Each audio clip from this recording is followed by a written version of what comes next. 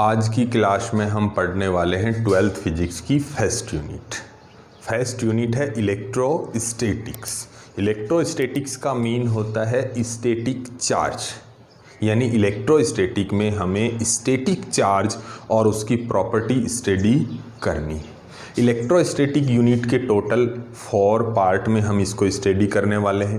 First जो part है electrostatics का वो है इलेक्ट्रिक चार्ज एंड फील्ड, और आज की क्लास में हम इलेक्ट्रिक चार्ज और इलेक्ट्रिक फील्ड का बेसिक इंट्रोडक्शन स्टडी करने वाले हैं। तो मैं बता दूं आपको इलेक्ट्रिक चार्ज के बारे में। एक ग्रीस साइंटिस्ट है, ग्रीस कंट्री है, उसका एक साइंटिस्ट है थेलस। ग्रीस का साइंटिस्ट, ग्रीस का एक साइंटिस्ट है थेलस, और ये जो थेलस साइंटिस्ट है ये नियर बाई 600 BC, 600 BC यानी कि प्रेजेंट टाइम से 2600 या 2600 years ago, 2600 years ago scientist था थेलस। और इस साइंटिस्ट ने क्या किया, एक एक्सपेरिमेंट किया। ये क्या करता है, एक एम्बर मटेरियल होता है, एम्बर एक मटेरियल होता है। एम्बर मटेरियल को ये वूलन क्लॉथ से रब कर रहा था। एम्बर मटेरियल को वूलन क्लॉथ से रब करने पर क्या हुआ, एम्बर मटेरियल का बिहेव चेंज हो गया। कैसे चेंज हुआ, देखिए पहले तो जो एम्बर मटेरियल था विदाउट रबिंग वो स्मॉल पेपर पीस या डस्ट पीस के साथ न्यूट्रली बिहेव कर रहा था, लेकिन जैसे ही रब किया, रब करने के बाद एम्बर जो है वो स्मॉल पीस ऑफ पेपर, दूसरा डस्ट पीस, इस टाइप की स्मॉल पीस ऑफ मटेरियल्स को क्या करने लग गया, अट्रैक्ट करने लगा। तो थेलस ने ये बात हमें बताई कि रबिंग के कारण क्या हुआ, एम्बर में एक प्रॉपर्टी आ गई, और वो प्रॉपर्टी क्या है, रबिंग मेथड से एम्बर एक प्रॉपर्टी गेन कर लेता है, और वही प्रॉपर्टी इलेक्ट्रिक चार्ज है। यानी थेलस ने हमें अपने एक्सपेरिमेंट से बताया कि इलेक्ट्रिक चार्ज है वो मटेरियल की प्रॉपर्टी है, मटेरियल की क्या है, प्रॉपर्टी है। और ये प्रॉपर्टी कैसे गेन करी उसने साथ में ये भी बताया, एम्बर को वूलन क्लॉथ से रब करने पर ये प्रॉपर्टी गेन हुई, और इस प्रॉपर्टी के गेन करने से मटेरियल का बिहेव चेंज होता है। तो देखिए यहाँ इलेक्ट्रिक चार्ज के बारे में लिखेंगे।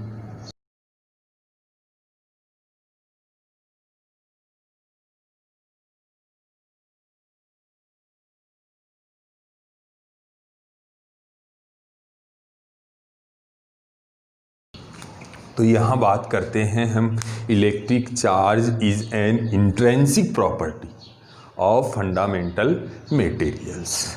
मटेरियल्स की इंट्रिंसिक प्रॉपर्टी होती है इलेक्ट्रिक चार्ज, और ये जो प्रॉपर्टी है ये एट प्रेजेंट में अपन बात करें तो ये रबिंग मेथड से गेन करी जाती है। इसके बाद हम पढ़ने वाले हैं टाइप्स ऑफ चार्ज।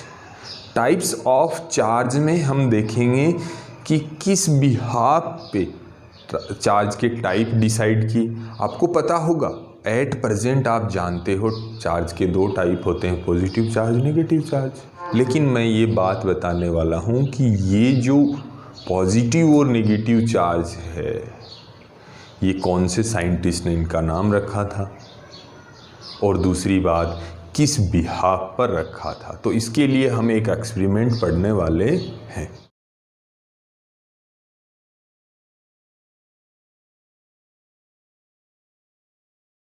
देखिए टाइप्स ऑफ चार्ज में हम क्या करते हैं, एक ग्लास प्लेट लेते हैं, ग्लास मटेरियल की प्लेट लेते हैं, उसको सिल्क क्लॉथ से रब करने के बाद, after rubbing silk with silk clothes, उसको थ्रेड से सस्पेंड कर देंगे। ये देखिए ये थ्रेड है, और थ्रेड से हमने क्या कर दिया, सस्पेंड कर दिया। ग्लास रोड को। ग्लास रोड को पहले तो हमने क्या किया, सिल्क क्लॉथ से रब किया, उसके बाद थ्रेड से सस्पेंड कर दिया। उसके बाद एक अनदर ग्लास प्लेट लेते हैं, उसको फिर से सेम प्रोसीजर से के थ्रू पास करते हैं उसको। एक ग्लास प्लेट और एक और अनदर ग्लास प्लेट लेंगे, उसको भी सिल्क क्लॉथ से रब करेंगे। रब करने के बाद इसके क्लोज लाएंगे, सिल्क क्लॉथ से रब करने के बाद इसके क्लोज लाएंगे। क्लोज लाने से ये क्या होंगी, ये प्लेट्स जो हैं ये दोनों रिपेल करेंगी। ये दोनों प्लेट क्या करेंगी, रिपेल करेंगी। पॉइंट नंबर 1, ये ग्लास प्लेट, ये भी ग्लास प्लेट, दोनों सेम प्रोसेस, दोनों को सिल्क क्लॉथ से रब किया और दोनों को क्लॉज लेके आई तो दोनों क्या कर गई, रिपेल करी। अब अपन फिर से ये एक्सपेरिमेंट फिर करते हैं किसी अनदर मटेरियल के साथ में। तो नेक्स्ट टाइम में हम क्या करेंगे, एक एबोनाइट रोड लेते हैं। क्या लेते हैं, एबोनाइट रोड लेते हैं, उसको कैट स्किन से रब करते हैं। एबोनाइट रोड को क्या किया, कैट स्किन से रब किया और यहाँ पर सस्पेंड कर दिया थ्रेड से। हमने क्या लिया, एबोनाइट रोड लिया, उसको थ्रेड, उसको कैट स्किन से रब किया, रब करने के बाद उसको थ्रेड से सस्पेंड कर दिया।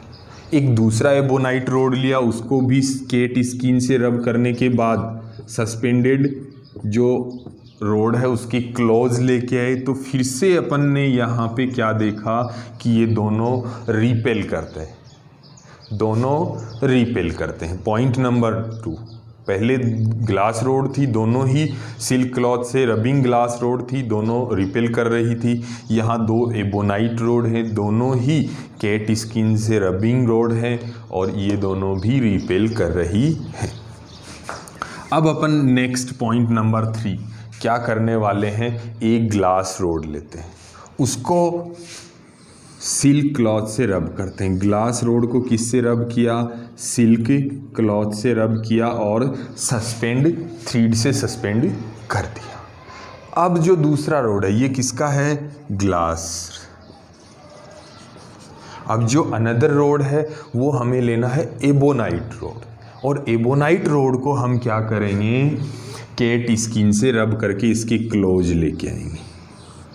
क्लोज लाएंगे तो हम यहाँ क्या होगा, ये दोनों अट्रैक्ट करेंगे, ये दोनों रोड क्या करेंगी, अट्रैक्ट करेंगी। तो ऐसा ये एक्सपेरिमेंट बहुत सारे मटेरियल में हमने चेक किया। तो 2 टाइप्स की एक्टिविटी देखी हमने, एक रिपेल एक्टिविटी, दूसरा अट्रैक्ट एक्टिविटी। और इन्हीं 2 एक्टिविटी के बिहाफ पर टाइप्स ऑफ चार्ज क्या हुए, 2 टाइप्स के हुए। टाइप्स ऑफ चार्ज क्या हुए, 2 टाइप्स के हुए। पहला टाइप क्या था, जो सेम प्रोसीजर वाली प्लेट थे उनमें क्या है, सेम पोलैरिटी लेते थे, इक्वली चार्ज प्लेट्स मानते थे उनको, कि जो सेम प्रोसेस के थ्रू पास हुई हैं, चाहे वो दोनों ग्लास प्लेट हो तो उन पे भी सेम प्रॉपर्टी ऑफ चार्ज था, तो वो रिपेल कर रही थी। दोनों एबोनाइट रोड है तो उनमें भी चार्ज क्या था, सेम था, इसलिए वो रिपेल कर गई।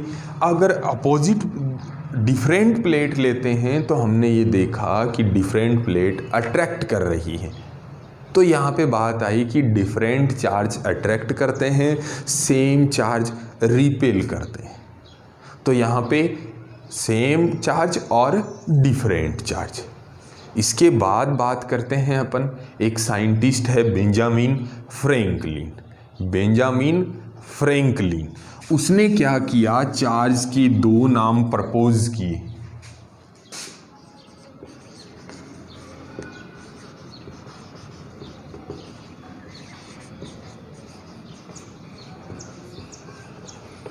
बेंजामिन फ्रैंकलिन एक साइंटिस्ट है, इसने क्या किया, नेम प्रपोज किया।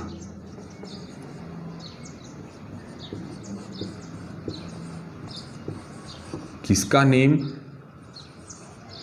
चार्ज का नेम प्रपोज किया, और उसका नाम क्या रखा, पॉजिटिव चार्ज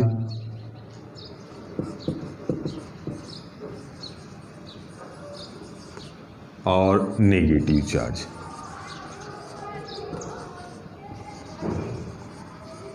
तो ये बात याद रखोगे, पॉजिटिव और नेगेटिव चार्ज किसने प्रपोज किया था? बेंजामिन फ्रैंकलिन ने। अब अपन बात करने वाले हैं क्या किसी भी मटेरियल को चार्ज करने का यही तरीका है और इससे कौन कौन से पेयर को अपन चार्ज कर सकते हैं। यहाँ कुछ पेयर्स हैं, उनके बारे में हम पढ़ लेते हैं कौन कौन से पेयर हैं वो। देखिए, ये रबिंग मेथड से जो चार्ज हो रहे हैं ग्लास प्लेट या एबोनाइट रोड, ये सब मटेरियल में नहीं होता, कुछ स्पेशल पेयर्स होते हैं, उनको रब करने से ही ये चार्ज होते हैं। वो पेयर मैं बात करूँगा कौन कौन से हैं। सबसे पहले ग्लास रोड है, इसको रब करते हैं सिल्क क्लॉथ से।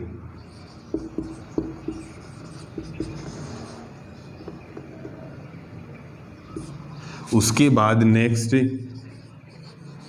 एबोनाइट रोड है, एबोनाइट रोड को अपन रब करते हैं केट स्किन से। एबोनाइट रोड के अलावा यहाँ पर हम प्लास्टिक रोड भी यूज कर सकते हैं। उसके बाद हम दूसरा एबोनाइट, एम्बर, प्लास्टिक और रबड़, ये मटेरियल हैं, इनको रब करेंगे वूलन क्लॉथ से। तो यहाँ देखिए जो हमारा पेयर है वो दोनों मटेरियल पर ही चार्ज गेन होता है। ग्लास रोड पर पॉजिटिव चार्ज गेन होता है तो इक्वली नेगेटिव चार्ज किस पे आ जाएगा? सिल्क क्लॉथ पर होगा। यहाँ जो एबोनाइट और प्लास्टिक है उस पर नेगेटिव चार्ज गेन होगा तो equally positive charge cat skin भी गेन करेगी। यहाँ एबोनाइट, एम्बर, प्लास्टिक और रबड़ है, इस पे नेगेटिव चार्ज होगा तो वूलन क्लॉथ्स पर पॉजिटिव चार्ज होगा। ये कुछ पेयर्स थे जिनको रबिंग मेथड से हम चार्ज कर सकते हैं, यानी इन मटेरियल में एक प्रॉपर्टी जनरेट कर सकते हैं और वो प्रॉपर्टी है चार्ज प्रॉपर्टी। उसके बाद हम बात करने वाले हैं क्या रबिंग प्रॉपर्टी से ही मटेरियल को चार्ज कर सकते हैं या कोई अनदर मेथड भी होता है। तो दूसरा मेथड यहाँ, एक तो रबिंग मेथड था, दूसरा है charge by contact. Charge by contact method. देखिए इस मेथड के बारे में मैं बता देता हूँ। दो टाइप्स के मटेरियल होते हैं, कंडक्टर मटेरियल और इंसुलेटर मटेरियल। कंडक्टर जो मटेरियल होता है, जब भी हम उसको चार्ज देंगे, जब भी वो चार्ज गेन करेगा, कंडक्टर मटेरियल चार्ज गेन करेगा तो वो चार्ज कंडक्टर में फ्लो हो सकता है। चार्ज फ्लो हो करके कंडक्टर की सरफेस पर रीडिस्ट्रीब्यूट होता है, इक्वली रीडिस्ट्रीब्यूट होता है। कंडक्टर मटेरियल में जब भी चार्ज गेन होगा वो चार्ज उसकी सरफेस पर इक्वली रीडिस्ट्रीब्यूट हो जाएगा, यानी कंडक्टर मटेरियल में चार्ज फ्लो पॉसिबल है। इंसुलेटर मटेरियल में चार्ज का फ्लो ही पॉसिबल नहीं है, तो जो भी चार्ज वो गेन करेगा वो उसके जिस पॉइंट से चार्ज गेन किया है उसी पॉइंट पर पुट रहेगा और ना फ्लो होगा ना रीडिस्ट्रीब्यूट होगा। तो हमें यहाँ क्या करना है, एक चार्ज कंडक्टिंग मटेरियल या कंडक्टर मटेरियल लेना है। हमने क्या किया, एक चार्ज प्लेट ले लिया, चार्ज कंडक्टिंग प्लेट, ये पॉजिटिवली चार्ज प्लेट ले ली।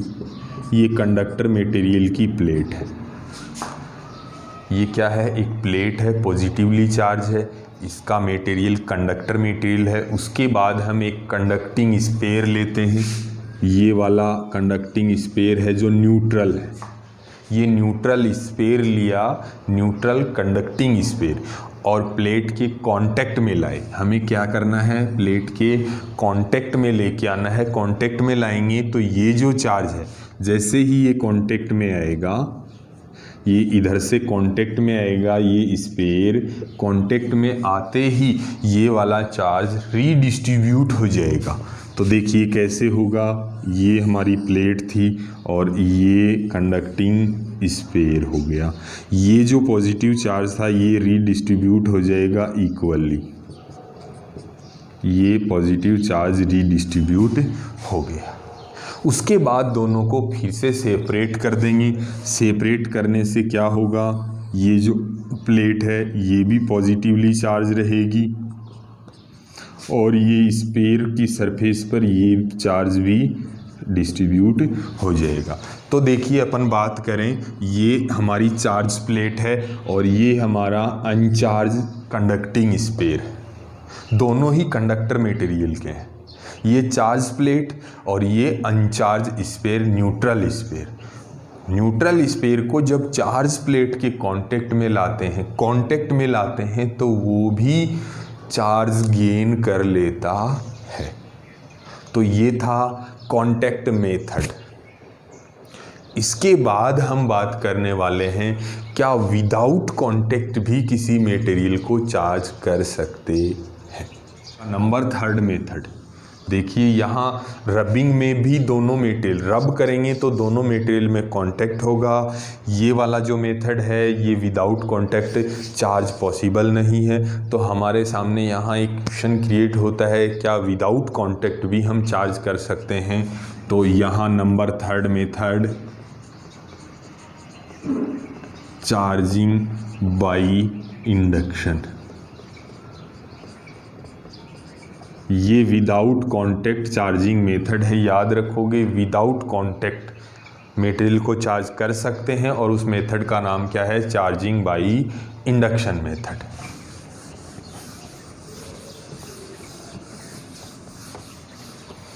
इसमें हम क्या करते हैं, ध्यान से सुनोगे, एक चार्ज कंडक्टिंग स्फीयर ले तो हम नेगेटिवली चार्ज करे देते हैं और उसके बाद हम एक इंसुलेटिंग स्टैंड पर इसको पुट कर देंगे। ये है कंडक्टिंग स्फीयर जिसको इंसुलेटिंग स्टैंड पर पुट कर दिया। अब इसके क्लोज लेके आएंगे हम, अनचार्ज स्फीयर है। ये जो हमारा स्फीयर है ये क्या है, अनचार्ज स्फीयर है। इसको क्लोज लेके आते हैं, कांटेक्ट में नहीं लेके आना। कैसे रखना है, क्लोज रखना है। तो जैसे ही हम इसको क्लोज लेके आएंगे, इसमें जो भी फ्री इलेक्ट्रॉन्स हैं वो नेगेटिव चार्ज से रिपेल करेंगे और इसकी आउटर सरफेस पर मूव कर जाएंगे। इलेक्ट्रॉन के मूव करने से यहाँ क्या आ जाएगा, पॉजिटिव चार्ज गेन हो जाएगा। ये कैसे हुआ, जैसे ही ये क्लोज आया, चार्ज स्फीयर क्लोज आएगा तो अनचार्ज स्फीयर में नंबर ऑफ फ्री इलेक्ट्रॉन होंगे वो रिपेल करेंगे और पॉजिटिव चार्ज अट्रैक्ट होंगे। उसके बाद हमें क्या कर देना है, इसकी आउटर सरफेस को ग्राउंड कर देना है। जैसे ही हम आउटर सरफेस को ग्राउंड करेंगे ये टोटल नेगेटिव चार्ज रिपेल करके ग्राउंडेड हो जाएंगे। ग्राउंडेड होने के बाद इसका ग्राउंड कांटेक्ट रिमूव कर देंगे और इसको सेपरेट कर देंगे। जैसे ही इसको सेपरेट करेंगे, इसमें जो रिमेनिंग चार्ज है, जैसे इसको सेपरेट करेंगे, दोनों को सेपरेट कर देंगे तो ये तो नेगेटिव चार्ज रहेगा और इस पर जो भी रिमेनिंग चार्ज है, ये नेगेटिव तो क्या हो गया, ग्राउंड हो गया। रिमेनिंग चार्ज पॉजिटिव है, ये चार्ज इक्वली इसकी सरफेस पर डिस्ट्रीब्यूट हो जाएगा। तो देखिए एट फर्स्ट ये क्या था, न्यूट्रल था, लेकिन अब हमने बाई इंडक्शन, कांटेक्ट नहीं बाई इंडक्शन मेथड से क्या कर दिया, इसको चार्ज कर दिया। लेकिन इंडक्शन जो इंडक्टिव मटेरियल जो है, इंडक्टिव मटेरियल के ऑपोजिट चार्ज गेन करता है। इंडक्टिव मटेरियल के ऑपोजिट चार्ज गेन करता है, ये ध्यान रखना है अपने को। तो ये था मेथड। उसके बाद हम पढ़ने वाले हैं यूनिट ऑफ इलेक्ट्रिक चार्ज।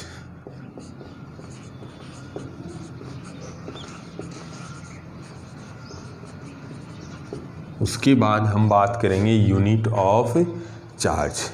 देखिए हमने चार्ज का फर्स्ट फॉर्मूला, अब तक की जो साइंस पढ़ी है आपने, जो फिजिक्स पढ़ी है, उसमें सबसे फर्स्टली चार्ज का यूज हमने कहाँ किया था? I = Q/T।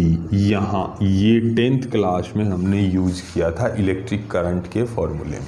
यहाँ हम T को इधर ले आएंगे तो Q = I और T। ये भी फंडामेंटल क्वांटिटी है और ये भी फंडामेंटल, दोनों फंडामेंटल क्वांटिटी हैं, तो इसका यूनिट हो गया एम्पियर और इसका हो गया सेकंड। तो यहाँ यूनिट होना चाहिए एम्पियर × सेकंड, बट ऐसा नहीं होता है। तो क्या होता है? एक साइंटिस्ट है कूलॉम, एक साइंटिस्ट है कूलॉम, उसी के नाम पर क्या रख दी? SI यूनिट रखी गई है। कूलॉम एक साइंटिस्ट है और उसी के नाम पर चार्ज की SI यूनिट रखी गई है, जिसको C से रिप्रेजेंट करते हैं, यानी कि C इसका सिंबल होता है। फिर बहुत सारी बात करें, जैसे ये आ गया स्मॉल m आ गया, तो इसका मतलब होता है मिली कूलॉम। क्या होता है? मिली कूलॉम। और मिली को 10⁻³ से रिमूव कर सकते हैं, मिली को 10⁻³ से रिमूव कर सकते हैं। या ये U के जैसा आ गया ऐसा, ये होता है माइक्रो कूलॉम।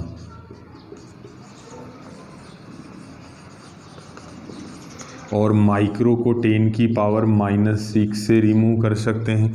या स्मॉल nc आ गया तो ये होता है नैनो कूलॉम। नैनो को 10⁻⁹ से रिमूव कर सकते हैं। उसके बाद आ गया स्मॉल pc यानी पिको कूलॉम।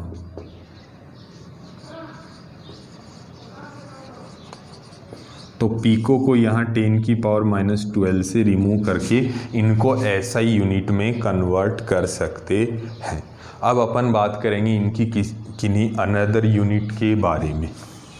तो यहाँ हम SI यूनिट तो पढ़ चुके हैं, SI यूनिट के बाद में हम बात करेंगे CGS यूनिट। तो CGS यूनिट भी अपन बात करें, या तो CGS यूनिट को स्टेट कूलॉम बोल दो। CGS यूनिट क्या होती है? स्टेट कूलॉम होती है। CGS यूनिट ही एक साइंटिस्ट के नाम पर भी रखी है, फ्रैंकलिन, जिसने चार्ज का नेम प्रपोज किया था। 2 टाइप्स ऑफ चार्ज होते हैं, उनका नेम प्रपोज किसने किया? Benjamin Franklin. और इसीलिए फ्रैंकलिन के नाम पर इसकी CGS यूनिट रखी गई है।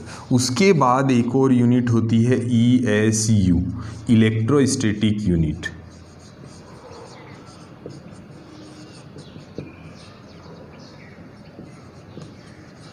ESU की फुल फॉर्म क्या होगी? Electrostatics unit, ESU। तो अपन बात करते हैं CGS यूनिट और SI यूनिट में क्या रिलेशन होता है। तो ध्यान दीजिएगा, यहाँ 1 कूलॉम = होता है 3 × 10⁹ ESU। उसके बाद इसकी लार्जेस्ट यूनिट की बात करते हैं। सबसे लार्जेस्ट यूनिट जो होती है, ये नोट करोगे यहाँ, फेराडे। ये भी एक साइंटिस्ट का नाम है, फेराडे। तो फेराडे लार्जेस्ट यूनिट है। तो हम यहाँ बात करेंगे बहुत सारे कूलॉम, नंबर ऑफ कूलॉम्स मिलके 1 फेराडे के इक्वल होते हैं, यानी 96,500 कूलॉम मिलकर के 1 फेराडे के इक्वल होते हैं।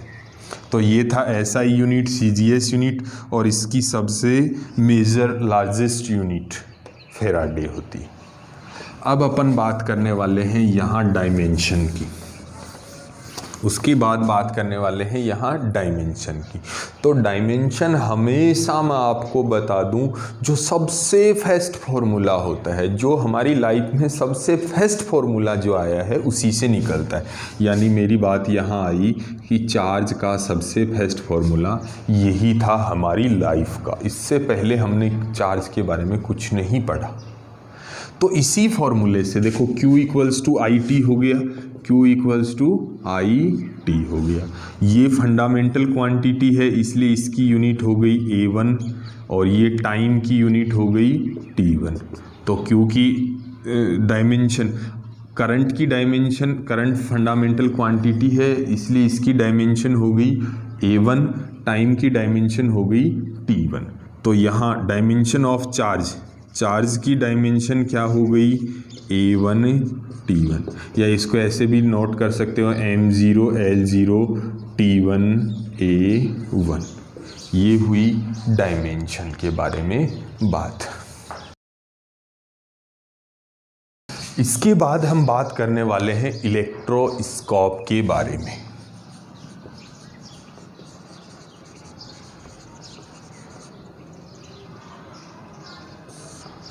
इलेक्ट्रोस्कोप क्या होती है? इलेक्ट्रिक चार्ज आइडेंटिफाई करने की डिवाइस होती है। इलेक्ट्रिक चार्ज को आइडेंटिफाई करने वाली डिवाइस इलेक्ट्रोस्कोप होती है। देखिए इसके कंस्ट्रक्शन की बात करेंगे। ये क्या करता है? Identify charge. और इसकी सेंसिटिविटी क्या होती है?